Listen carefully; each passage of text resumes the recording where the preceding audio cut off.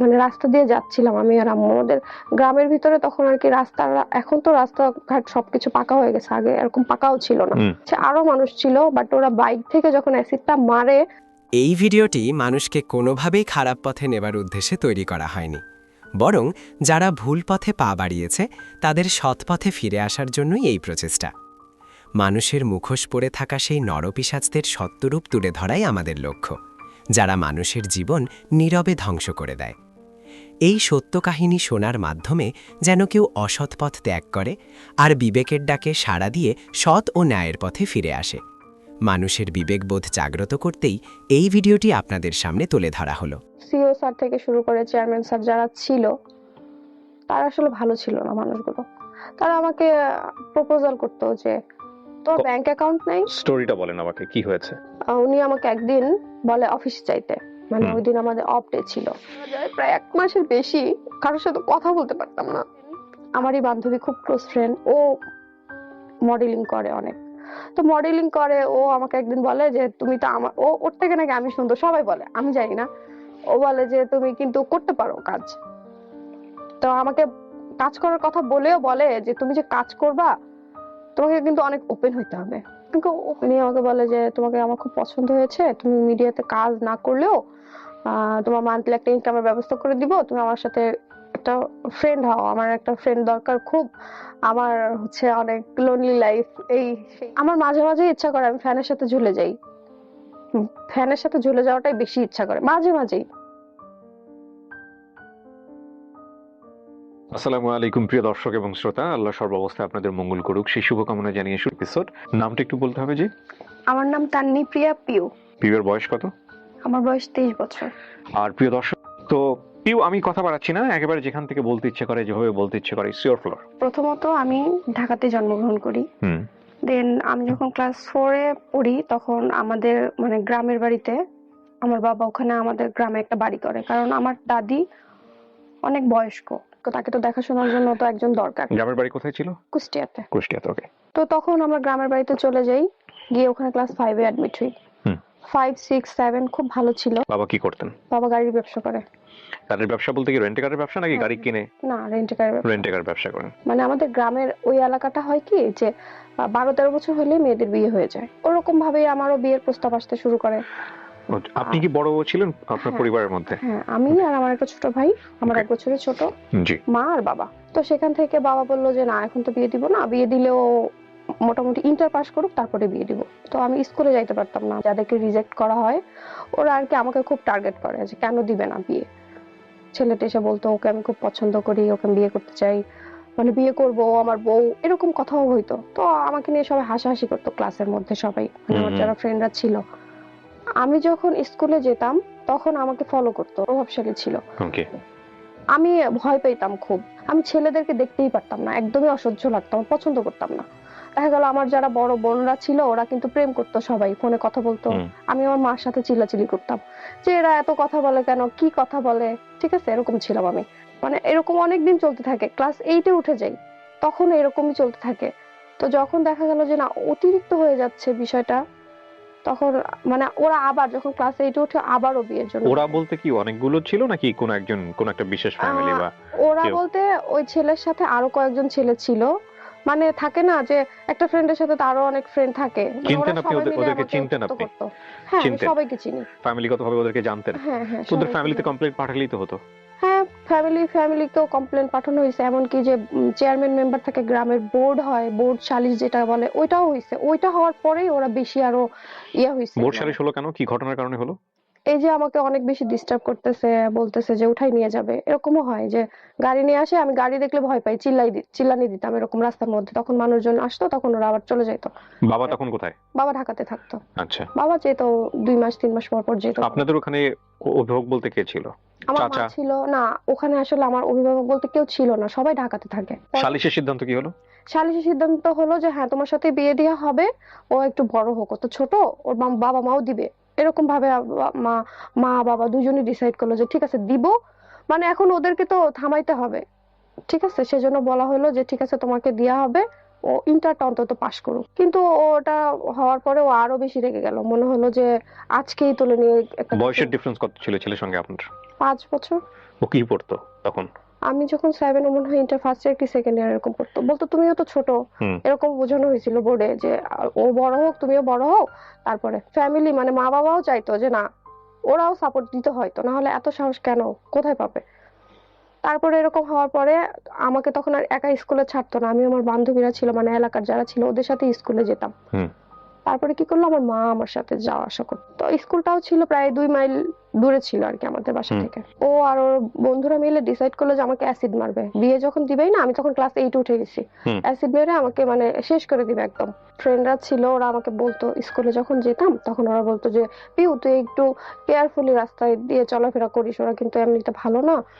আর আরেকটা আমাদের ওই এলাকাতে এরকম ঘটনা আরেকটা ঘটছিল এরকম, হুম ঠিক আছে, যে মানে অ্যাসিডটা এরকম ওর আরেকটা ফ্রেন্ড এরকম হইছে, ঠিক আছে, কিন্তু ওই অ্যাসিডটা ওর গায়ে লাগে নাই। হুম তারপরে কি হলো, আমাকে অ্যাসিড মারার কথাটা আমার ফ্রেন্ডরা বলতো, আমি কেয়ার করতাম না, দূর কিসের অ্যাসিড কিসের কি আপনি জানতেন অ্যাসিড মারা বিষয়টা কি? না আমি এতও বুঝতাম না যে অ্যাসিড ওকে কি। কোন ক্লাসে তখন আপনি? ক্লাস 8 এ? ক্লাস 8 পড়তাম, ওকে 2011-12 কাহিনী বলতেছি। হুম তো আমি বলতাম দূর কিসের অ্যাসিড কিসের কিসের কি, এগুলা কোনো ইয়া না। পরে বলতো যে না তুই তাও আমার ক্লাসেরই ফ্রেন্ড, আমার বেস্ট ফ্রেন্ড ছিল, ওর নাম ছিল, ওর নামটা বললে সমস্যা নেই। তো ও বলতো যে তুই একটু কেয়ারফুলি, এমনকি ওকে পর্যন্ত মায়ের পর্যন্ত দিছে, ওর সাথে আমার অনেক মিল ছিল, মানে নোট দেয়া থেকে শুরু করে আমরা সব একসাথে করতাম। আমার একটা বান্ধবী ছিল, নাম ছিল, তারপর ওরা আমাকে বলতো। ওই দিন আমার আম্মু ছিল আমার সাথে, হুম তো আমার আম্মু ছিল, আমার আম্মু মানে কি হয়তো উনি আরো বেশি ইমোশনাল ছিল, কিছু থেকে কিছু হলে খালি কেঁদে ফেলতো, হ্যাঁ খুবই ইমোশনাল ছিল। সেদিন হচ্ছে পড়ে যাই, পড়ে যাওয়ার পরে কি হয়, আমার মা যেভাবে হোক পায়ে অ্যাসিডটা পড়ে, পড়ার পরে ওখানে অনেক মানুষজন মানে আগুন ধরে যাওয়ার মতো অবস্থা এখানে। তারপরে আমাদের আবার ক্যানালের উপর দিয়ে যাইতে হইতো, তো ক্যানালের উপর নিচে আবার আমার মাকে সবাই মিলে ফেলে দেয় যে তুমি তো, খালের উপরে আশেপাশে তো অনেক বাড়ি থাকে, অনেক বাড়িঘর থাকে, সবাই মানে আমি চিল্লাচ্ছি তো চিল্লাবো না, হুম তো ওরকম আমার মাও অনেক চিল্লাইতেছিল তখন, মানে অনেক বেশি ভয় পেয়ে গেছিল। তারপরে আর ওরা মনে করছে হয়তো আমার গায়ে লাগছে, কিন্তু আমার গায়ে লাগে নাই। হুম তারপরে সবাই যখন জড়ো হয়ে যায়, অনেক মানুষ যখন চলে আসে, তারপর আমার মাকে কি করলো, ওরা সবাই মিলে খালের মধ্যে ফেলে দিল, মানে তুমি খালের মধ্যে যাও। হুম তারপর ওখান থেকে হসপিটালে নিয়ে যাওয়া হয় মাকে। তারপর ওখানে প্রায় 5-6 দিন মতো হসপিটালে ছিল। হাসপাতালে যখন মাকে নিয়ে যাওয়া হয়, হুম তারপরে কি হলো, ওখান থেকে তো কোনো পুলিশ কোনো কিছুই না, কারণ তার গায়ে যদি অনেক বেশি ঝলসে যেত হুম তাহলে হয়তো পুলিশ যেত বা ঘটনাটা কি হয়েছিল ওইটা হয়তো হুম দেখতো। হুম তখন তারা দেখে নাই। তারপর আমরাই থানাতে যখন কেসের জন্য যাই, ওখানে আমাদের কেসটা নেয়নি তারা। আচ্ছা তারপর ওখান থেকে আমরা কোর্ট কেস করি, কোর্টে তো কেস নিবেই। হুম তো কোর্টে যখন কেস করি, কোর্ট কেস করার পরে ওদের, মামলার আসামি কি হয়? ওই ছেলেটাকে দেন? হ্যাঁ ওই ছেলেটাকে হয়। দেখেছিলেন আপনি যে ওই ছিল? হ্যাঁ ওকে ওই ছিল, ওর ফ্রেন্ড, ওদেরকে সবাইকেই তো চিনি অনেকদিন আচ্ছা। ধরে, তো প্রায় 1-1.5 বছর ধরে তো আমাকে একই স্কুলে disturb পড়তো কি? করতেছে। একই স্কুলে পড়তো? হ্যাঁ হ্যাঁ একই তো স্কুলে। স্কুলের টিচারকে আপনারা ইনফর্ম করেন না এই বিষয়গুলো? হ্যাঁ স্কুলের টিচাররাও জানতো, সবকিছুই জানতো, আচ্ছা কিন্তু এত দূর গড়াবে তারা তো সেটা জানতো না। কোর্ট কেস হওয়ার পরে ইপটিজিং এর এন্ড নারী ও শিশু নির্যাতনের একটা কেস হয় ওইখানে ওকে কোর্টে। ওকে তো বাসা থেকে নিয়ে আসে পুলিশ গিয়ে, হুম পুলিশ যেয়ে নিয়ে আসার পরে ওর ওরা বাড়ি আর আপনার বাড়ি কত দূর ছিল? স্কুলের, ওর বাসাটা ছিল স্কুলের সাথেই, হ্যাঁ মানে আমি ডিসটেন্সটা জানতে 2 চাচ্ছি। মাইল 2 মাইল ডিসটেন্স ডিস্টেন্স ছিল। ওকে গিয়ে পুলিশ ধরে নিয়ে আসে।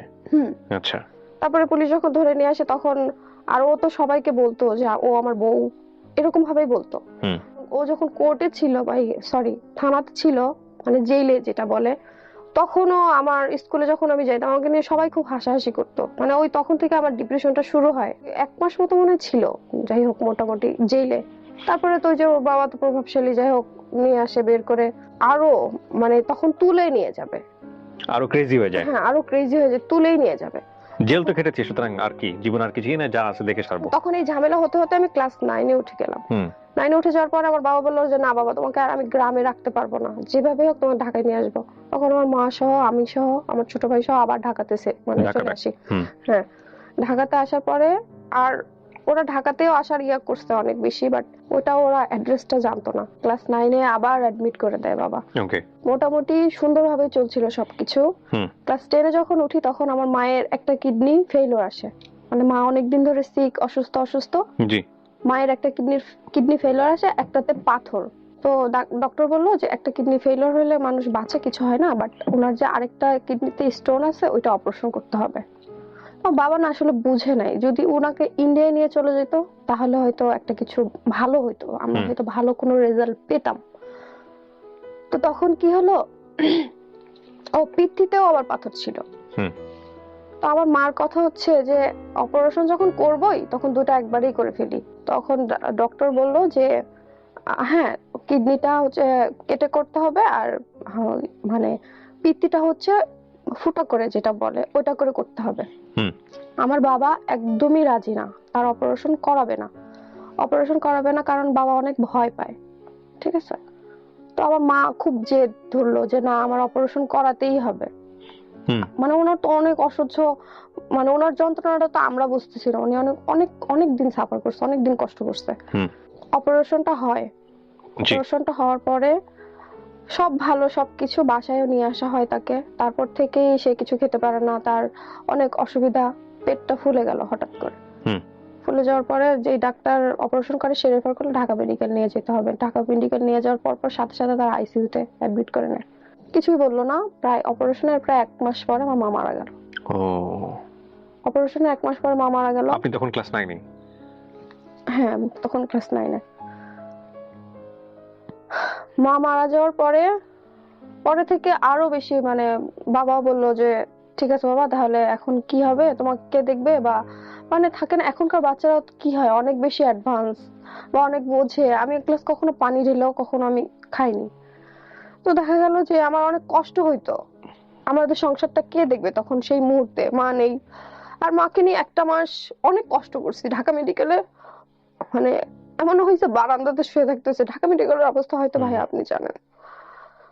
তো মা ওই ওই যে একটা গ্রামের যেসব কাহিনীগুলো হয়েছে ওগুলোতে যতটা না ডিপ্রেস ছিলাম, মানে ওগুলো তো ভুলি না এখনো। হয়তো রাত্রেবেলা ঘুমালে কি হয়, ওগুলা স্বপ্ন দেখি যে আমার সাথে হয়তো আবার ট্রমা। এরকম কিছু একটা হবে। But trauma. এখন যদি এরকম কিছু একটা হয়, আমার তো মা নেই, আমাকে কে সেভ ও। করবে, ঠিক আছে।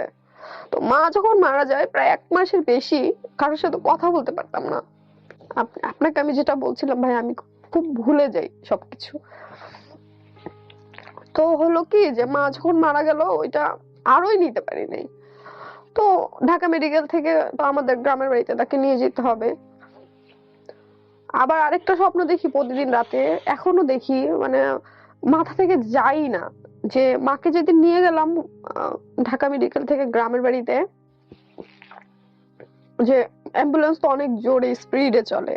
তো মায়ের লাশটা যখন মানে ঝাঁকিতে লড়ে না, মানে হয়তো, তো আমার মনে হচ্ছিল কি আমার মা বেঁচে আছে। ওই জিনিসটা এখনো ভাই আমার মাথা থেকে যায় না। আমি প্রায় রাতেই দেখি কি আমার মা হয়তো বেঁচে আছে, মানে ঝাঁকানো, এটা বডি তো লড়ে, লড়ে মনে না। হচ্ছিল মা নড়ছে। হ্যাঁ নড়ছে, এরকম মনে হচ্ছিল। ভালো স্টুডেন্ট ছিলাম। তো আমার এসএসসি রেজাল্টটা ভালো হয়নি, তখন আমি আরো আরো ডিপ্রেসড হয়ে যাই। সংসারের একটা প্রেশার চলে আসে আমার উপরেই, কারণ আমার বাবা এমন একটা মানুষ, সে মানে অনেক ক্লিন মানুষ, ঠিক আছে। তাকে যে অন্য কেউ রান্না করে দিবে বা বুয়া যে রান্না করে দিবে বা বুয়া একটা কাজ করে দিবে সেটা সে পছন্দ করে না। আমি হুম। যেভাবে দিব আমারটাই সে করবে, মানে আমার সবকিছুই খাবে। আমি হুম। সব ইন্টারটাও যখন আস্তে আস্তে যখন পাশ করি, ইন্টার পাস করার পরে ইউনিভার্সিটিতে অ্যাডমিট হই, হুম। তখন তা ওরিয়েন্টেশন প্রোগ্রাম হয়। তো ওই প্রোগ্রামে আমার একটা ছেলে আমাকে দেখে, ওদিন আমি ওকে দেখিনি।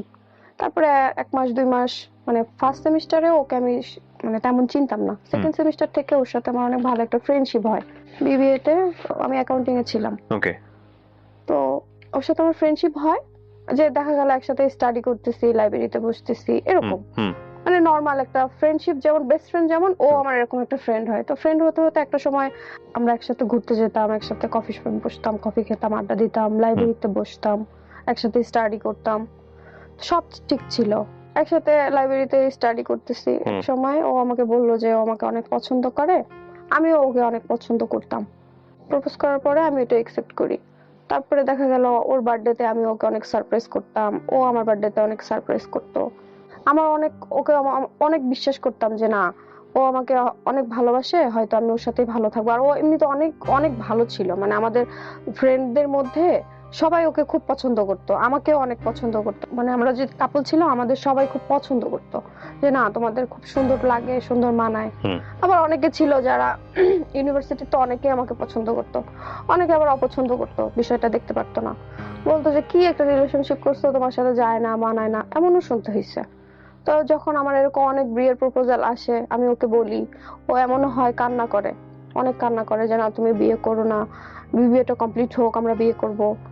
তারপরে দেখা গেল ওর যত কাজিনরা ছিল, মানে ছেলেটার যত কাজিনরা ছিল, ওরা সবাই আমাকে পছন্দ করে, ওরা আসতো, ওদের সাথে ঘুরতে যেতাম, একসাথে ঘুরতাম আমরা। তারপরে এক কাজিনের বাসায়ও গেছি, যে ওই কাজিনের হচ্ছে ছেলের বার্থডে ছিল, বার্থডেতে যখন গেছি তখন ওরা আমাকে সবাই চিনছে, মানে ওদের বাসার, ওর মা থেকে শুরু করে ওর বাবা, ওর বোন, ওর ভাই, সবাই আমাকে চিনে, সবাই আমাকে পছন্দ করে। আবার আমার বাসা থেকেও আমার বাবা ওর ছবি দেখে, বাবা বলে যে ঠিক আছে সমস্যা নেই, বিয়ে কমপ্লিট করো। ও মানে আমরা তো সেম এজ ছিলাম, ঠিক আছে, তো তখন বললো যে ঠিক আছে তাহলে তোমরা বিয়ে কমপ্লিট করো, তারপরে বিয়ে করো। ওদের বাসা থেকে আমাকে এমনও হয়েছে, ইনভাইট করছে, যে থাকে না যে কারোর বিয়ে হয় বা চাচাতো বোনের মা মামাতো বোনের বিয়ে হয়, ইনভাইট করে ওরা সবাই আমাকে। তো ইনভাইট করলেও কি করতো, কখনো না আমাকে নিত না, মানে ওর বাসায় কখনো নিত না। ও চাইতো না যে ওর মা বাবার সাথে আমার ফেস হোক, কেন চাইতো না আমি জানি না। ও একটু মানে বলতো যে আমার মাকে আমি ভয় পাই, আমি বাবাকে ভয় পাই, আমি অনেক শাই ফিল করি, আমি কিভাবে তোমাকে নিব। আমি খুব মানে থাকে না রেডি থাকতাম, যে একটা গায়ে হলুদের প্রোগ্রাম, ওর বড় চাচি আমাকে, ওর যখন বড় ভাইয়ের যখন বিয়ে হয়, মানে চাচাতো ভাইয়ের যখন বিয়ে হয়, আমাকে বলছে যে বাবা আমি তোমার জন্য গাড়ি পাঠাইতেছি, তুমি চলে আসো। মানে আমার মা নাই দেখে উনি আমাকে খুবই ভালোবাসতো, খুবই আদর করতো, তো গাড়ি পাঠাচ্ছে তুমি চলে আসো। এখন আমার কথা হচ্ছে যে আমার যার সাথে রিলেশন, সে যদি আমাকে না বলে তাহলে তো আমি তার বাড়িতে যাইতে পারি না, পারি? মানে ওর ওর ফ্যামিলি সার্কেলে আপনি খুবই মোটামুটি পরিচিত ছিলেন। হ্যাঁ খুবই, মানে ওর ওরা বড় আপনাকে চাচি স্পেশাল আম্মা, ডেতে ইনভাইট করতো। হ্যাঁ প্রত্যেকটা স্পেশাল ডেতে ওরা আমাকে ইনভাইট করতো, এমন করে বড় চাচি আম্মা পর্যন্ত আমাকে গাড়ি পর্যন্ত পাঠাইতে চায়, যে বাবা তোমার জন্য গাড়ি পাঠাইতেছি তুমি চলে আসো। এমন করে যত কাজিনদের যে জামাইরা ছিল, মানে দুলাভাই যারা ছিল, তারাও আমার সাথে অনেক মজা করতো, সবার সাথে ফেসবুকে অ্যাডও ছিলাম। তো ও আমাকে ফেস করতো না কখনো, মানে ফ্যামিলির কাছে। তো আমার খুব মন খারাপ হতো, আমি রেডি থাকতাম ফেস সবসময়। করতো না বলতে আপনি কি বোঝাচ্ছেন? পরিচয় তো হয়ে গেল সবার সঙ্গে, আপনার আবার ফেস করার কি পরিচয় আছে? পরিচয় তো আমার সাথে ছিলই, মানে ওইটা থাকে না যে একটা কাজিনের সাথে ফেসবুকে কিভাবে একজনের সাথে পরিচয় হলে তো আরেকজনের সাথে হয়ে যায়, তো থাকে না, ওর মায়ের সাথে আমার কখনো সামনাসামনি দেখা হয়নি। নিয়ে যায়নি? না, ও নিয়ে যায়নি। আপনি আপনার বাবার সামনে ওকে নিয়ে গিয়েছিলেন? না, কিন্তু আমার বাবা জানতো, ওর বিষয়টা সবই জানতো। আমি ওর ছবি বললাম তো, আমার বাবা রাজি ছিল। বাবার এখন আমার আমার বাবা তো মেয়ের বাবা, উনি তো আর যেচে তো আর সম্পর্ক করতে যাবে না।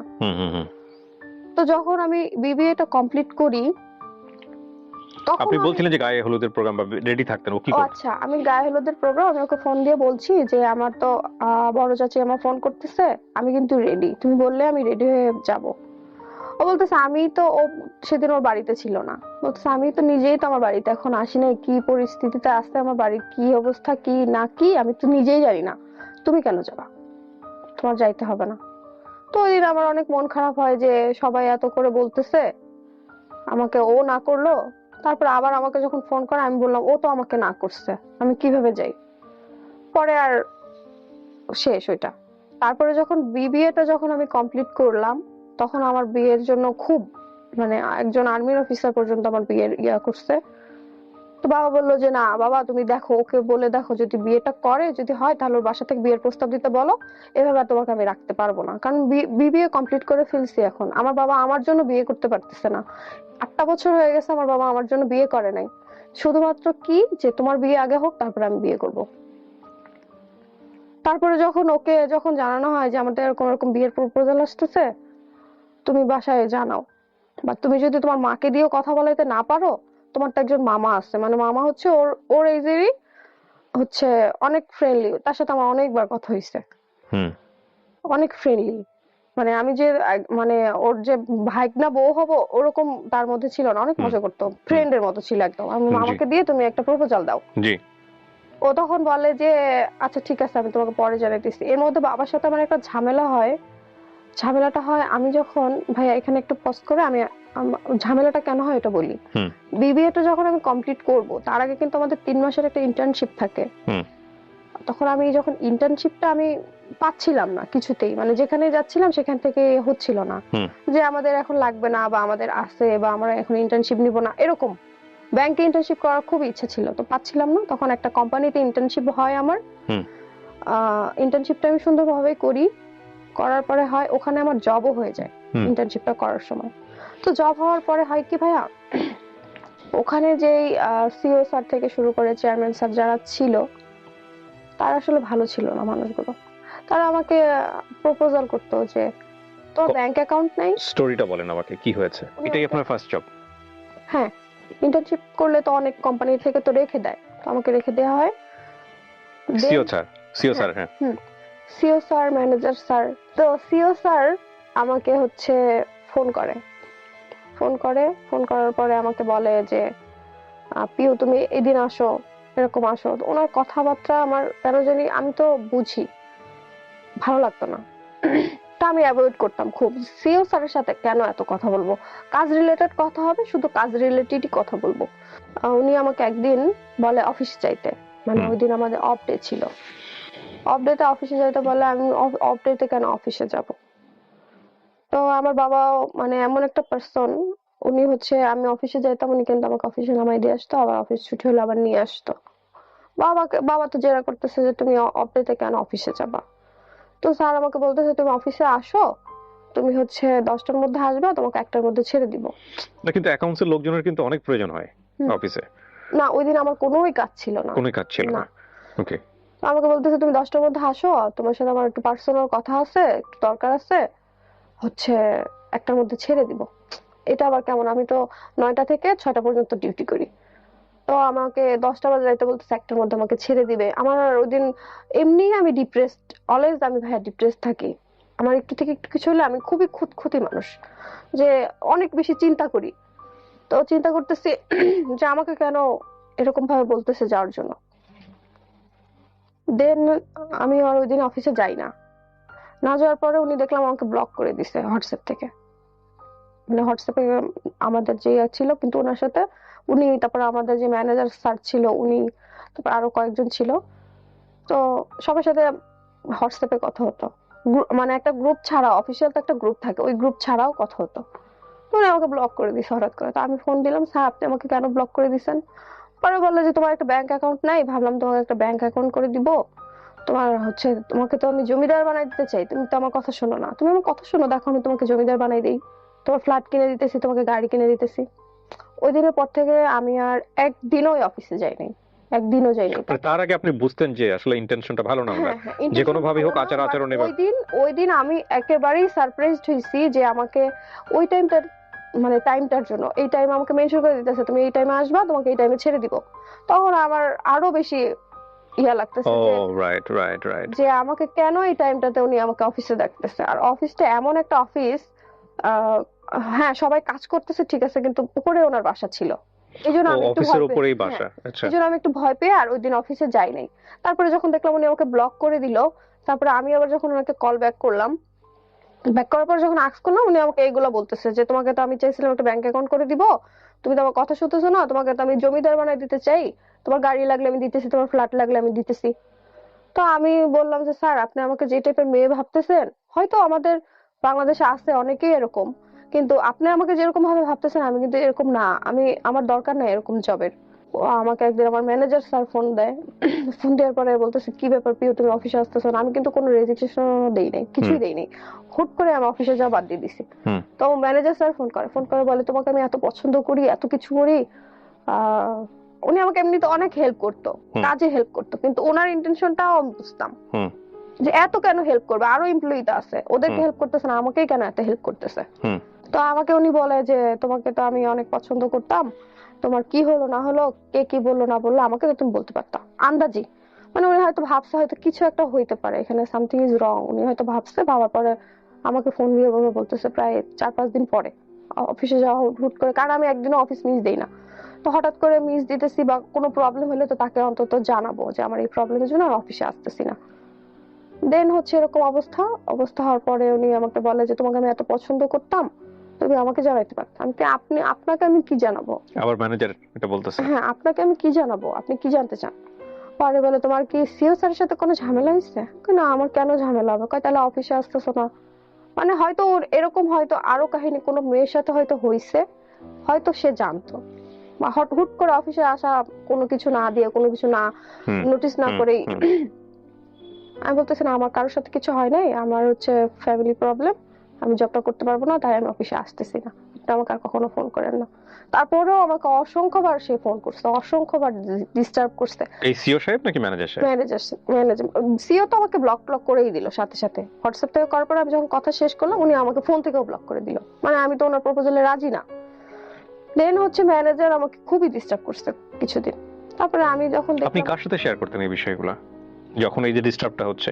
বয়ফ্রেন্ডের সাথে শেয়ার করতে পারতেন, বা আমি আপনার এগুলো বাবার সঙ্গে? কখনো কারোর সাথে শেয়ার করি নাই, কখনোই করি নাই। এটা তো আরো বেশি ডিপ্রেস করে মানুষকে। হ্যাঁ, আমি শেয়ার করতে পারি না। কেন, বাবার সাথে ওই সম্পর্কটা ছিল না যে বাবা আমার সাথে এরকম হচ্ছে? বাবার সাথে সম্পর্ক ভালো বলতে, বাবার সাথে তো আপনার সাথে আমি যেভাবে মানে সবকিছু বলতেছি, বাবার সাথে এরকম বলি নাই। বাবাকে বলছি, বাবা আসলে আমাদের সিও স্যার ভালো না, বা ওনারা হয়তো আমাকে যেভাবে, হয়তো ওনারা আমাকে খারাপ মেয়ে ভাবছে, বাবাকে এভাবে বলছি, সেজন্য বাবা আমি জবটা করতে পারলাম না, আমি জবটা করব না। আর ওখানে হয়তো কি যে আরো যারা এমপ্লয়ি ছিল ওরা 18K হয়তো স্যালারি পেত, আর আমাকে ওরা 22 দিত। মানে সিও স্যার আমাকে অ্যাপয়েন্ট করছিল ওখানে। ম্যানেজারকে যখন আমি আর পারলাম না তখন তাকে ব্লক করে দিলাম। আমি বললাম, ভাইয়া আপনাকে তো আমি বললাম যে আমি আর জব করব না, আপনি কেন আমাকে ডিস্টার্ব করতেছেন? উনি আমাকে আমাকে বিয়ের প্রপোজালই দিয়ে দিয়েছে যে আমি তোমাকে এরকম খুব পছন্দ করে, আমার টার্গেট ছিল আমি তোমাকে বিয়ে করবো। আমি কই, না ভাই, আমার তো বয়ফ্রেন্ড আছে, আমি আপনাকে কেন বিয়ে করবো? এভাবে বলে ওনাকে জাস্ট কেটে দিয়ে ব্লক টক করে দিলাম, কারণ অনেক ফোন দিত, সে খুবই ডিস্টার্ব করতো। তো এইগুলো আমি আমার ওই বয়ফ্রেন্ডের কাছে কখনো শেয়ার করিনি, কেন জানি না। থাকে না যে একটা রিলেশনশিপে আসি, অনেক বেশি ট্রাস্ট করি তাকে, তাকে বিয়ে করব এটাও ভাবি, কিন্তু তার কাছে কেন জানি শেয়ার করতে পারতাম না সবকিছু, জানি না কেন পারতাম না। আর ও আবার আমাকে এটা বলেছিল যে তুমি যদি আমার বাড়ির বউ হও কখনো জব করতে পারবা না। বয়ফ্রেন্ডটা বলেছিল? হ্যাঁ, ও তো আমার জব নাই এটা শুনলে তো খুশি হবে, খুশি হয়েছে। ও বলতেছে যে ঠিক ভালো হয়েছে, জব নাই বা জব আপনার ক্লাসমেট না ও? হ্যাঁ, ও তখন কি করে? ওরও বিবিএ কমপ্লিট হয়ে গেছে। ও জব করে তখন? না, ও জব করে না, মানে এক মাসও জবটা আমি করি নাই, 3 মাস ইন্টার্নশিপের পর 1 মাসও করি নাই জব। ওকে। মানে এই 1 মাসের ভিতরে এত কাহিনী হয়ে গেছে। তো ওর বাবার বিজনেস আছে, ওর কথা হচ্ছে ইন্টার্নশিপ শেষ, আমি ওর বাবার বিজনেসই দেখবো, আমি জব টব করবো না। ও জব নিজেও করতে চায় না, আমি করে এটাও ও চায় না। তো বাবা বললো ঠিক আছে বাবা, তোমার জব করতে হবে না। বাবাকে যখন বললাম তুমি বিয়েই করো, তুমি ওকে বলো বিয়ের প্রস্তাব দিতে, বিয়ে দিয়ে দিই, না হলে তোমার অনেক বিয়ের প্রপোজাল আসতেছে, যে কোনো মুহূর্তে তোমার বিয়ে দিয়ে দিব, আমি আর কোনো কথা শুনবো না, অনেক বিয়ে ভাঙছো। তখন ওকে যখন বললাম, ও আমাকে বললো আচ্ছা ঠিক আছে আমি দেখতেছি। পরের দিন বাবার সাথে একটু ঝামেলা হয়েছিল এই এটা কেন্দ্র করেই, যে আসলে ও আমাকে বিয়ে করবে কিনা, তুমি একটু দেখো জানো। আমার বাবা একটু অন্য আরেকটা ঝামেলার কারণে আমার ফোনটা আমার হাতে থেকে নিয়ে নিছিল, তো আমি একজনের সাথে কোনো কন্টাক্ট করি না। ওকে জানাইছিলাম আমার ছোট অন্য ভাইকে কি নিয়ে। ঝামেলা এটা? অন্য একটা ঝামেলা বলতে এটা হচ্ছে বাবার বিয়ে নিয়ে আমার সাথে একটু থাকে না যে আহ মা বাবার সাথে তো একটু ঝামেলা হয়, ফ্যামিলিগত ভাবে চিল্লাচিল্লি কথা কাটাকাটি বাবার হয় বিয়ে না? বলতে আপনি ক্লিয়ার? আমি চেয়েছিলাম বাবা আগে বিয়ে করুক তারপরে আমি করি, যে তুমি বিয়ে করো, তোমার 1 মাসের মধ্যে আমি বিয়ে করতেছি। এত কনফিডেন্ট ছিলাম যে ও তো আমাকে বিয়ে করবেই, এরকম একটা কনফিডেন্স ছিলাম। তো বাবা যাই হোক, ফোনটা যাই হোক মন একটু খারাপ ছিল, আমার হাত থেকে ফোনটা নিয়ে নেয় যে দেখি কে তোমার খোঁজ করতে আসে বা আসলে বিয়ের প্রস্তাব আসে কিনা। তো আমার ছোট ভাই, ওকে দিয়ে পর্যন্ত আমি ওই ছেলের সাথে কথা বলেছি, মানে আমার যে বয়ফ্রেন্ড ছিল ওকে দিয়ে বলাইছি যে তুমি একটু তোমার ভাইয়াকে বলে দেখো, আমি তো বললাম তুমিও বলে দেখো, তাহলে ও বুঝবে যে আসলে সিরিয়াস বিষয়টা। মানে বিষয়টা হচ্ছে যে আপনার দিক থেকে চাপটা হচ্ছে আপনার বাবার জন্য, হুম, যে আপনি প্রচুর। বিয়ে না করা পর্যন্ত আলটিমেটলি আপনার বাবা বিয়ে করবে না। না, 8 বছর হয়ে গেছে আমার মা মারা গেছে। হুম। ঠিক আছে, তো ওকে যখন বলা হয় ও ওই দিন বলতেছে আচ্ছা ঠিক আছে দেখি কি করা যায়। আমি এভাবেও বলছি যে তুমি যদি তোমার আম্মাকে দিয়ে না বলাইতে পারো, বাবাকে দিয়ে যদি না বলাইতে পারো, মামাকে দিয়ে বলাও। পরের দিন আবার ফোন করি ওকে, ফোন করার পরে ওকে বলা হয়, ওকে জিজ্ঞেস করলাম কিছু করলা, কি বলবা, কি কি করবা, আমাকে তো কিছু বললা না। হুম। ও আমাকে বলতেছে মামা তো নাই, মামা তো ওর বাড়িতে গেছে, আমি কি করব বুঝতে পারতেছি না। আচ্ছা, একটা ফোন কলের জন্য মামা বাড়িতে আছে কি কোথায় আছে এটার কোনো প্রয়োজন হয়? উই আর বিয়ের টেকিং, এখন মানে আমরা বিয়েটা প্রিপারেশন বিয়ে নিচ্ছি। না, হ্যাঁ, হ্যাঁ হ্যাঁ। আমরা প্রিপারেশন নিচ্ছি বা আমরা বিয়ের প্রস্তাব দিব, এরকম একটা ভালো মন্দ তো একটা কথা মানে আছে। আপনার বাবাও চাচ্ছিল যে আপনাকে অন্য কোথাও বিয়ে দিতে? হ্যাঁ হ্যাঁ, দিয়ে দিতে, মানে অনেকদিন হয়ে গেছে তো, হুম। শুনতেছে ওর হুম। নাম শুনতেছে অনেকদিন ধরেই শুনতেছে। হুম। ওকে ওকে যখন মানে এটা বলি, ও বলার পরে বলতেছে যে এখন কি করব বুঝতে পারতেছি না। আমি একটা ফোন কল করার জন্য কি করবো এটা বুঝতে পারতেছো না? ফোনেই তো করবা, বাবার কাছে জাস্ট ফোন করবা, ফোন করে জাস্ট এই কথাগুলো বলবা। কি বলতে হবে সেটাও আমি শিখাই দিছি তাকে, সেটাও সে করে নাই। পরে 1 মাস 2 মাস হয়ে যায়, তার কোনো খোঁজ নাই। হুট করে সে গায়েব। আমিও আমার সব জায়গা থেকে ওকে ব্লক করে দিছি, যেটা সত্যি কথা। যে না, আমি এত যাকে ট্রাস্ট করি, বাবার কাছে তো এখানে আমার মুখ থাকলো না, আমি কি বলবো তাকে? তো এটা নিয়ে আমি আবার ডিপ্রেশনে চলে যাই। ওই যে ব্লক ব্লক করে দিছি, সবকিছু থেকে বাদ দিয়ে দিছি। দেওয়ার পরে 1 মাস কি 1.5 মাস পরে আমার আরেক কাজিনের কাছে নক করে। আমি তো ওর সাথে আর কন্ট্যাক্ট করতে চাচ্ছি না। ও আমার সাথে হয়তো কন্ট্যাক্ট করার ট্রাই করছিল, বাট আমি করি নাই। তারপরে আমার কাজিনের কাছে নক করে যে পিওর কি সত্যি বিয়ে ঠিক হয়ে গেছে কিনা, বা কার সাথে বিয়ে ঠিক হয়েছে, ওই ছেলেটাকে ও দেখতে চায়। তাহলে ভাইয়া এটা কি কি হইলো এটা বলেন? ওরা আমার কোনো খোঁজ খবর নাই, কিছু নাই, ও কার সাথে বিয়ে ঠিক হয়েছে সেই ছেলেটাকে ও দেখতে চায়। আমার কাজিন বললো কি আচ্ছা আমি একটু দেখি। ওই দিন আমি ওর সাথেই ছিলাম, পাশেই ছিলাম, কাজিনের বাসা আবার মিরপুরে। তো আসছি আপুর বাসায়, ওরকম নক দিছে। তারপরে এখন যাই হোক ফোনে কথা বলতেছে ওরা দুজন। কথা বলার পরে আপু বলতেছে যে তুমি এরকম করলা, এরকম একটা কাজ করবা কখনো আশা করি নাই, এটা কি করলা? হ্যাঁ। পরে বলতেছে আপু আসলে এখন এই মুহূর্তে বিয়ের প্রিপারেশন তো আমার নাই। তাহলে এতদিন রিলেশনশিপে কেন ছিল? আপু বলতেছে তাহলে এতদিন রিলেশনশিপে কেন ছিল? বলে না আপু আমি ওকে ভালোবাসি ঠিকই, আমি বিয়েও করতাম, বাট এই মুহূর্তে না। ওকে, বিয়ে না করার জন্য কোনো এক্সকিউজ কি ছিল ওর জায়গা থেকে? প্রপার কোনো এক্সকিউজ ওই যে যে আমি বাবা এই মাকে কারণে বিয়ে? বলতে পারবে না, এই মুহূর্তে বলতে পারবে না। কিভাবে বলবে সেটাও কিন্তু আমি ওকে শিখিয়ে দিয়েছি, তারপরে ও বলতে পারিনি। তারপরে আপু আমাকে বললো অনেকক্ষণ কথা ওর বলার পরে। ফ্যামিলির অন্যান্য মেম্বারদেরকে তো আপনি চিনতেন, তাদের মাধ্যমে তো ওদের ফ্যামিলিকে বলা যেত যে আমাদের এরকম একটা সমস্যা আছে, বিয়ে করলে তাড়াতাড়ি করে ফেলতে হবে। আমি আসলে ওই মুহূর্তে আমি ওর থেকেই জাস্ট জানতে চাইছিলাম, যা জানবো আমি তো সংসার করবো ওর সাথেই, আমার সারা জীবনের ব্যাপার। True. আমি ওর থেকেই শুনতে চাই, আমি আর আদার্স ফ্যামিলির কারো থেকে কিছু শুনতে চাই না, কারণ তাদের সাথে তো আমি সংসার করবো না, আমি তাদের সাথে থাকবো না। ঠিক আছে, ওকে তখন স্ট্রং হইতে আমি চাইছিলাম যে ও স্ট্রং কিনা, ও আমাকে কতটুকু চায়, আমি ওইটা জাস্ট বোঝার জন্য আমি এরকম বলছিলাম। তারপরে আমার কাজিনের সাথে যখন ওর অনেকক্ষণ কথা হয়, আমার কাজিন বলতেছে যে না, ও এমনি তোমার অন্য সব বিষয় নিয়ে খুব ইন্টারেস্টেড, বাট তোমার বিষয়ে ও ইন্টারেস্টেড না। ও তোমাকে যে বিয়ে করবে এটা আমি বুঝলাম না ওর কথা থেকে। ওকে। ঠিক আছে। তারপরে আমার আরেকটা আন্টি আছে, আমার ফুপি, ওর কাছে নক দিয়ে বলে আমি নাকি ওর সাথে চিট করছি। মানে ওটা ওর সেলফ স্যাটিসফ্যাকশন, ও তো এখন থাকে না যে বড় হবে। কেন বলে আমি জানি না, আসলেই জানি না। আমার মাঝে মাঝে খুব জানতে ইচ্ছা করে, ফোন দিয়ে একটু জিজ্ঞেস করি যে কি চিট করছি আমি। আমি তো তোমাকে বিয়েই করতে চাইছি। তারপরেও ভাইয়া আমি হয়তো 5-6 মাস পরে আমি একদিন ফোন দিছি বা ওই ফোন দিছে, যাই হোক যেভাবে হোক আমাদের কথা হয়, হওয়ার পরে ওকে আমি একই কথা জিজ্ঞেস করি তুমি কি আমাকে বিয়ে করবা? ও আমাকে কি বলে জানেন? কপালে থাকলে ভাগ্যে থাকলে হবে। সেটা তো চিরন্তন সত্য কথা, কিন্তু কনফিডেন্টের জায়গাটা নাই। তাহলে আমি কার জন্য ওয়েট করব? এখন পর্যন্ত আর কথা বলি না। মাঝে মাঝে আমার যে পেজ আছে আপনাকে বললাম, ওখানে মাঝে মাঝে নক করে, দেখা করবা?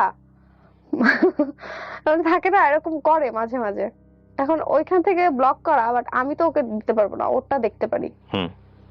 তো যাই হোক, এই পর্যন্তই আসি। আমারও যে আন্টিদেরকে কাজিনদেরকে সবখান থেকে সবাই ব্লক করে দিছে, কারণ ও তো সিরিয়াস না, বা আমার জন্য ওদের সাথে একটা সম্পর্ক তো ছিল। আপনি বিয়ে করছেন না কেন? ওকে বাদ দিয়ে বিয়ে করে ফেলেন। হ্যাঁ, বিয়ে করব খুব তাড়াতাড়ি বিয়ে করে ফেলবো।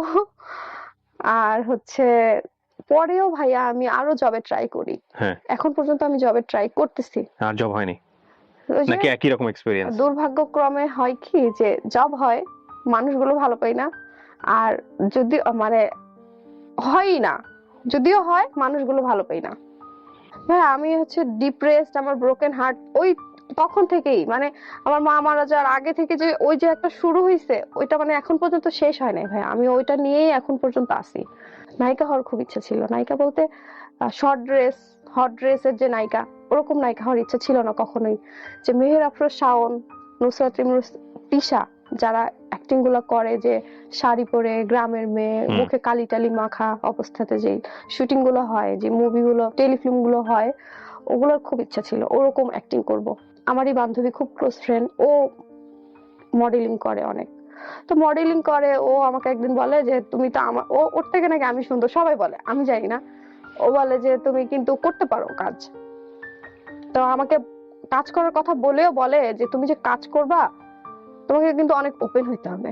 আমার আরেকটা ছেলে ফ্রেন্ড আছে, ও করে, হুম। ও মডেল।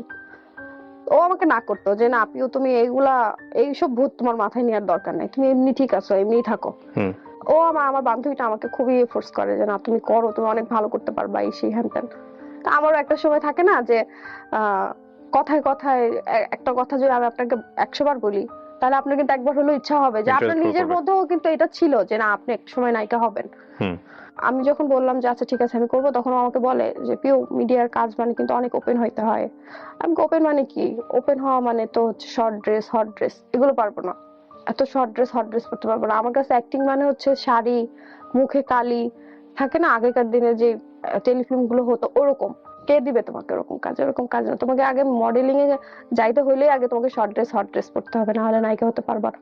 আমি বললাম যে না তাহলে দরকার নাই। তারপরেও একটা ডিরেক্টর আমাকে ফোন করে, মানে ফেসবুক থেকে হোক বা যেভাবে হোক, আমার ছবি, ডিরেক্টরের নাম বললে হয়তো অনেকেই চিনবে, অনেক ভালো একজন ডিরেক্টর আমাকে নক করে।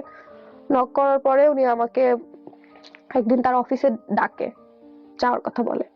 তো যাওয়ার কথা যখন বলে উনি আমাকে বলে যে তুমি সন্ধ্যায় আসো। তো উত্তরা থেকে যেখানে আমাকে যাওয়ার কথা বলে অনেক ডিস্টেন্স।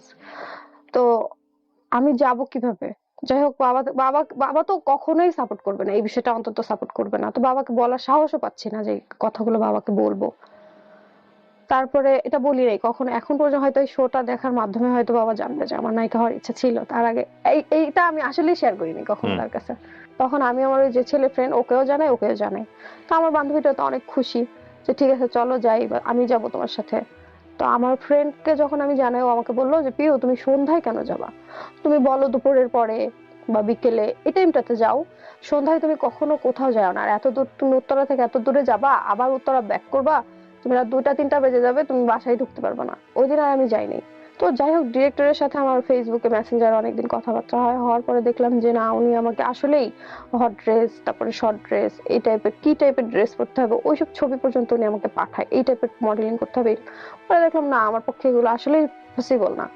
তারপরে একটা পর্যায়ে উনিই আমার ফ্রেন্ড হইতে চায়। উনি আমাকে বলে যে তোমাকে আমার খুব পছন্দ হয়েছে, তুমি মিডিয়াতে কাজ না করলেও তোমার মান্থলি একটা ইনকামের ব্যবস্থা করে দিব, তুমি আমার সাথে একটা ফ্রেন্ড হও, আমার একটা ফ্রেন্ড দরকার খুব, আমার হচ্ছে অনেক লোনলি লাইফ, এই সেই হাবি জাবি।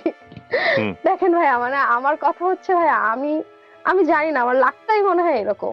আপনি যেখানেই যাচ্ছেন সেখানেই সামহাও আমি হয়তো একটা ভালো মানুষ বা একটা ভালো কাজ করব, এরকম সুযোগটা আমি আসলেই পাচ্ছি না। আমি বিবিএ কমপ্লিট করেছি, শেষ হয়েছে আমার 2020-এ। 2020 তারপর আপনি আর মাস্টার্স করেননি? না, মাস্টার্স করিনি। মাস্টার্স করিনি কেন ভাই, এখানে আরেকটা জিনিস শেয়ার করি। আমার এক আন্টি, ও কিন্তু ইন্টারও পাস করেনি।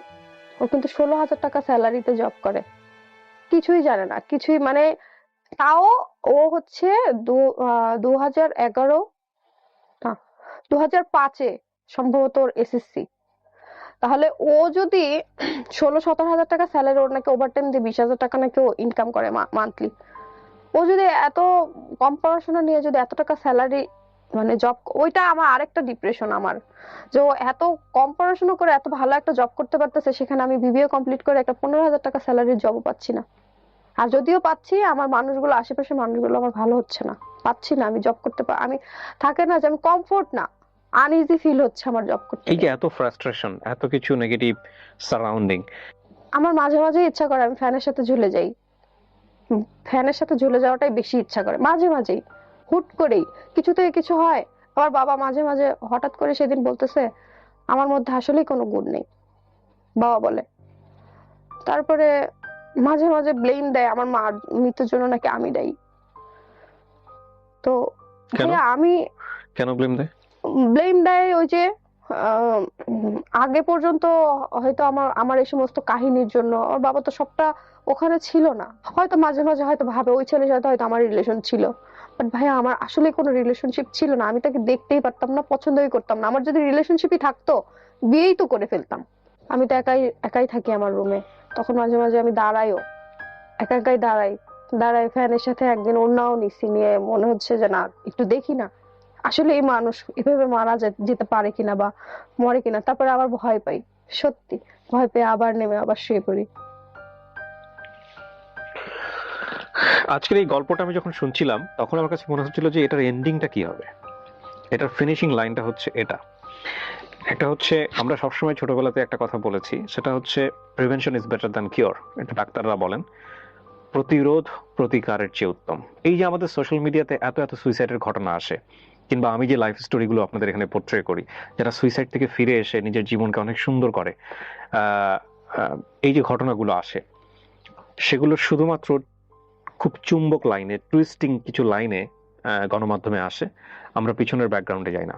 আল্লাহ মাফ করুক, আজকে এই যে পিউ যে গল্পটা বললো, ধরেন পিউ যদি কোনো কারণে এরকম একটা ঘটনার শিকার হয়ে যেত, পিউ পিউকে নিয়ে যদি সোশ্যাল মিডিয়া থেকে কোনো কিছু বলতো বা কিছু হতো, হয়তো বা এরকম একটা লাইন আসতো যে প্রেমের বিশ্বাসঘাতকতায় বা প্রেম করে বিয়ে না করাতে তরুণীর আত্মহত্যা। ওটা চুম্বক লাইন, এবং ওটা ওটা ভিতরে ঢোকার পরে হয়তো বিস্তারিত জানাও যেত না, 2 থেকে 3 মিনিটের একটা ভিডিও। তারপরে দেখা গেল গণহারে গালিগালাজ, হ্যাঁ, ভিডিওর নিচে সমানে গালিগালাজ, হয়তো ঘটনার ভিতরে যাওয়া হতো না। কিন্তু ওর গল্পটা আপনি দেখেন, ক্লাস 6-7 থেকে শুরু, সামাজিক বাস্তবতা, পারিবারিক বাস্তবতা, মাকে হারানো, এবং তারপর ইউনিভার্সিটি লাইফ পর্যন্ত যেখানে যেভাবে ও গেছে, ব্যক্তিগত লাইফ থেকে শুরু করে পারিবারিক লাইফ, সেখানেও একটা টেনশন, আমার বিয়ে না হলে বাবার বিয়ে হচ্ছে না। আমরা আসলে যেরকম একটা সমাজে বসবাস করছি, সামহাও আমাদের লাইফস্টাইল বলেন বা সমস্ত কিছু বলেন, আমাদের ফ্রাস্ট্রেটেড হওয়ার মতো, আমাদের আসলে সুইসাইড করার মতো অসংখ্য উপসর্গ রয়েছে এই সমাজে, পারিবারিক অবয়বে। তো আমার কেন জানি মনে হয় যে আসলে শুধুমাত্র ব্রেন স্টর্মিং করে, মোটিভেশন দিয়ে এই জায়গাগুলো থেকে বের করে নিয়ে সেই জায়গাটা কতটুকু কিওর করা সম্ভব আমি জানি না। তবে এই আত্মহত্যা বা এই যে আত্মহত্যার মতো জায়গায় চলে যাওয়া, এটার জন্য সমাজ, সামাজিকতা, সার্বিক পরিস্থিতিও অনেক অনেক বেশি দায়ী। আপনি তো নিজে শিক্ষিত মানুষ, এখান থেকে বের হতে পারেন কিভাবে? আপনি আমাকে এটা বলেন, আপনার কি মনে হয় কি করা উচিত? কারণ আমার তো মনে হয় বাবার প্রতি একটা ইনজাস্টিস হচ্ছে, হ্যাঁ, আর বিয়ে করা মানেও যে একটা সুন্দর জীবন, এটারও কোনো গ্যারান্টি নেই। এই জন্যই তো আমার কথা হচ্ছে ভাই, আমি না হুট করে একটা মানুষকে বিয়ে করতে পারবো না। আমার তাকে অনেক টাইম নিতে হবে, আমার জানতে হবে, বুঝতে বুঝতে হবে। হবে, কারণ আমার সারা জীবনের ব্যাপার। এগ্রিড। আমি আসলে কি করব, আমি নিজেই এখন আপনি পুরো গল্প শুনে আমার কাছে যেটা মনে হয়, এখানে যারা অনেকেই আছেন কমেন্টস করবেন, এরকম একটা জায়গাতে একটা মেয়ের কি করা উচিত। ডেফিনেটলি আপনার মতো সিচুয়েশনে বাংলাদেশের অনেক মেয়েরাই থাকেন, বিভিন্ন প্রেক্ষাপটে, বিশেষ করে জবে গিয়ে বিভিন্ন রকমের হ্যাসেলের শিকার হওয়া। এছাড়াও এটাই হয়তো ভাইয়া, সবাই হয়তো, আমি হয়তো আজকে সাহস করে এসেছি আপনাকে জানাচ্ছি, আমার মাধ্যমে হয়তো অনেক মেয়েরা জানতে পারবে বা আমার লাইফের সাথে রিলেট করতে পারবে তারা। তো আমি বলবো যে ওই মেয়ে, ওই আপুগুলা যারা এরকম আমার মতো হচ্ছে বা এরকম মানে মুখোমুখি হচ্ছে এই প্রবলেম গুলোর, তাদেরকে একটাই রিকোয়েস্ট করবো, আপু এই এই জিনিসগুলো থেকে বের হয়ে আসেন, এরকম জব করার দরকার নেই। এছাড়াও সবচাইতে বড় যে জিনিসটা দরকার, সেটা আমি মনে করি যে প্রত্যেকটা, আমরা যে ধরনের ক্যাপিটালিস্টিক সোসাইটিতে বর্তমানে বসবাস করি, সেখানে ছেলে হোক মেয়ে হোক নির্বিশেষে সবার নিজের বৈধ অর্থ রোজগারের পন্থা অবশ্যই থাকা উচিত। নইলে একটা এটাই মানুষ, আমি বলতে চেয়েছিলাম। রাইট, একটা মানুষ কখনোই সিদ্ধান্ত নিতে পারবে না। না। রাইট, আপনি যদি নিজে থেকে নিজের সিদ্ধান্ত নিতে চান, এবং সেই সিদ্ধান্ত নেয়ার জন্য আপনার অর্থের প্রয়োজন, হুম। অর্থ দরকার মানে হচ্ছে আপনার আয়ের প্রয়োজন। এখন আয় মানেই আমাদের একটা বেসিক কনসেপশন সবার মাথার মধ্যে আছে, একটা চাকরি। আয় মানেই হচ্ছে কোন একটা প্রতিষ্ঠানে যাবেন, গিয়ে চাকরি করতে হবে। এই জায়গাটাকেও একটু ব্রডার জায়গা থেকে দেখতে হবে। হ্যাঁ, আপনি যদি নেগেটিভ ভাবে চিন্তা করতে চান, এত এত নেগেটিভ উপসর্গ আমাদের চারপাশে যে আপনার চিন্তা করার এলিমেন্টের অভাব হবে না। একটু আগে আপনি চিন্তা করলেন এসএসসি পাস করে একটা মানুষ 15,000-16,000 টাকা বেতন পায়, সেখানে আমি 15-16,000 টাকা বিবিএ কমপ্লিট করে একটা জব পাইতে গেলে আমাকে ধরনের হেসেল পোয়াতে হচ্ছে, হুইচ ইজ অ্যাবসলিউটলি ট্রু। আবার কিছু মানুষ আছে একাডেমিক্যালি লেখাপড়া না করেও লাখ লাখ টাকা মাসে ইনকাম করে। হুম। তো আপনি এইভাবে এক্সাম্পল দিলে কিন্তু অনেক বেশি পিছিয়ে যাবেন। হুম। হুম। তার চেয়ে বরং আমি আপনাকে বলবো, চেষ্টাটা কখনোই গিভ আপ করা যাবে না। এটা খুব কমন একটা কথা, এটা আপনি জানেন। তারপরেও আমি বলছি, পৃথিবীর সব মানুষই ভালো মানুষ না, পৃথিবীর সব মানুষই খারাপ মানুষ না। সুতরাং আপনার চেষ্টা অব্যাহত রাখতে হবে, কারণ পৃথিবীতে অসংখ্য মেয়ে আছেন যারা নিজেদের যোগ্যতায়, নিজেদের কাজ দিয়ে নিজেকে প্রমাণ করেছেন, এবং তারা হয়তো আপনার মতো পরিস্থিতি ফেস করেছেন অথবা করেননি, অথবা একেবারেই ডিফারেন্ট একটা সিচুয়েশন ফেস করেছেন। বাট প্রত্যেকের লাইফই কোনো না কোনো ভাবে স্ট্রাগল ছিল, ডেফিনেটলি ছিল। সেটা হয়তো ডিফারেন্ট ডিফারেন্ট ওয়েতে ছিল, একটা ছেলের জীবনও থাকে। আপনার ফার্স্ট এবং ফরমোস্ট ডিউটি হচ্ছে রাইট নাও এটা। তারপরে আপনি আপনার পারিবারিকভাবে সিদ্ধান্ত নেন, বাবার সাথে বসে সিদ্ধান্ত নেন যে বিয়েটা আপনি কিভাবে করবেন। আর আপনার বাবা অবশ্যই বেস্ট একজন বাবার ব্যাপারে কোনো সন্দেহ নাই। এই কারণে সন্দেহ নাই যে আপনার বাবা সে চিন্তা করেছে যে আমি একটা মানুষকে বিয়ে করে নিয়ে আসবো এখানে, তারপরে আমার সন্তানরা যাতে কোনোভাবেই একটা প্রবলেমের মধ্যে না পড়ে, মনোজাগতিক টানাপোড়েনের মধ্যে না পড়ে, সেই জায়গাটা সে সেভ করতে চায় বলে এত বড় স্যাক্রিফাইসটা সে করেছে। তো আমার মনে হয় সেই জায়গাটাকেও আপনাদের অনেক বেশি রেসপেক্ট করা উচিত, স্যালুট করা উচিত। আরেকটা কথা বলতে আমি ভুলে গেছি, সেটা হচ্ছে ওই যে ছেলেটা জেল থেকে ফিরে আসলো, জেল থেকে ফিরে এসে কি করেছিল জানেন? আমি তখন তো স্টুডিওতে পিকচার তোলা হইতো, মানে স্কুলের ছবি দিতে হলে তো স্টুডিওতে তুলতে হইতো। ও আমার এতটুকু নিয়ে পর্যন্ত ভাইরাল করে দিয়েছিল। তো আপনি পুলিশের অ্যাকশন নেননি কোনো পরবর্তীতে? হ্যাঁ, ওই যে বললাম, পুলিশের কাছে গেলে তো আমরা কোনো হেল্প পেতাম না। হ্যাঁ, আপনি এখন যদি এই ইস্যু নিয়ে, যদি প্রথম কথা হচ্ছে এটা যদি কেউ করে থাকে, আমি কেউ দিয়ে উদাহরণ দিচ্ছি, কেউ যদি এটা কারোর সাথে ব্যক্তিগত সম্পর্ক স্থাপন করেও থাকে, সেই ব্যক্তিগত সম্পর্কের কোনো কিছু পাবলিকলি আনলে বাংলাদেশে এটা সাইবার ক্রাইম, ভয়ঙ্কর রকম ভাবে ক্রাইম, বেইল ছাড়া ক্রাইম। আমি যতদূর জানি যে এই ধরনের ক্রাইমে কোনো জামিন হয় না, আমি যতটুকু জানি, এবং এটার বিরুদ্ধে বাংলাদেশ সরকার খুব সোচ্চার। মাঝখানে আমরা দেখবো যে সাইবার ক্রাইম এটা হওয়ার আগ পর্যন্ত এগুলো খুব বেশি হতো, একটা মেয়েকে হেনস্থা করা, এখনো যে টুকটাক হয় না তা কিন্তু না, কিন্তু এগুলো হলে এগুলোর খুব মারাত্মক অ্যাকশন আছে, সঙ্গে সঙ্গে পুলিশ অ্যাকশন নিয়ে ফেলে। আগে কিন্তু এত ছিল না, আগে এত ছিল না, এবং এগুলো খুব ভিগোরাসলি হতো। আমরা সেলিব্রিটি থেকে শুরু করে বিভিন্ন ইয়ে দেখেছি। এখন এমন হয়েছে যে পুলিশ স্বপ্রণোদিত ভাবে এই জিনিসগুলোকে দমন করার জন্য চেষ্টা করে। সো এটা যদি কেউ করে, এটা যদি ধরেন ব্যক্তিগত জীবনে তাদের মধ্যে সম্পর্ক ছিল, একটা হচ্ছে সম্পর্ক না থাকা, ইচ্ছা করে হেনস্থা করার জন্য করেছে এটা একটা, আরেকটা হচ্ছে যে সম্পর্ক ছিল, থাকা অবস্থায় কেউ একজন স্টেপ নিয়েছে এই কাজটা করার, মানে হেনস্থা করার জন্য, সে ছেলেও হতে পারে মেয়েও হতে পারে। সম্পর্ক থাকার অবস্থাও কেউ এটা করতে পারবে না, যদি করে তাহলে এটা বাংলাদেশ আইন অনুযায়ী এটা সাইবার ক্রাইম, এবং এটার জন্য ভয়ঙ্কর রকম ভাবে এটা একটা অপরাধ আছে, ভয়ঙ্কর রকম ভাবে শাস্তি। সো সাইবার ক্রাইম নিয়ে যারা পড়াশোনা করেননি তারা একটু গুগলে সার্চ করে দেখেন যে বাংলাদেশের সাইবার ক্রাইম আইন কতটা শক্তিশালী, এবং এটা ভুলেও চিন্তা করবেন না। নিজের জীবনটাকে যদি শেষ করতে ইচ্ছা না হয়, শুধু নিজের জীবন না, মানে আপনারা যারা এরকম ইন্টেনশন নিয়ে রাখেন যে কোনো একটা মেয়ের বিশেষ ছবি বা তার সাথে হয়তো ছলে বলে কৌশলে কখনো এই ধরনের কাজ করে এটা পাবলিশ করে দিয়ে আপনি আপনার নিজের জীবনটা শেষ করে দিবেন, এরকম একটা চিন্তা ভাবনা, শুধু নিজের জীবনটা শেষ হবে না, শেষ হবে আপনার বাপ মায়ের জীবন, শেষ হবে আপনার সাথে জড়িত যারা ফ্রেন্ড সার্কেল তাদের। এই কারণে বলছি, কারণ আপনার মান সম্মান গেলে কিন্তু তাদেরও মান সম্মান যাবে। সুতরাং এই ধরনের কাজ দয়া করে একেবারেই করবেন না, করবেন না, চিন্তাও মাথায় আনবেন না। হ্যাঁ, so thank you so much, আপনি অনেক ভালো থাকেন, শুভকামনা থাকছে আপনার জন্য, আর নেভার গিভ আপ, ওকে, কখনো গিভ আপ করবেন না। শেষ, এবং আমি প্রথমেই বলে নিয়েছিলাম যে লাইফ মানে হচ্ছে এনি কাইন্ড অফ স্টোরি, যেটার বিভিন্ন রকমের অ্যাঙ্গেল আছে, একটা চিন্তার জন্ম দিতে পারে এই ধরনের গল্প। তো সেই জায়গাটা থেকে আজকের এই গল্পটার এন্ডিং লাইন নাই, ফিনিশিং লাইন নাই, বাট চিন্তার অনেকগুলো জায়গা আছে, এটাই আমি বলবো। অনেক ধন্যবাদ, আজকের মতো এ পর্যন্তই, আবারও দেখা হবে, আসসালামু আলাইকুম।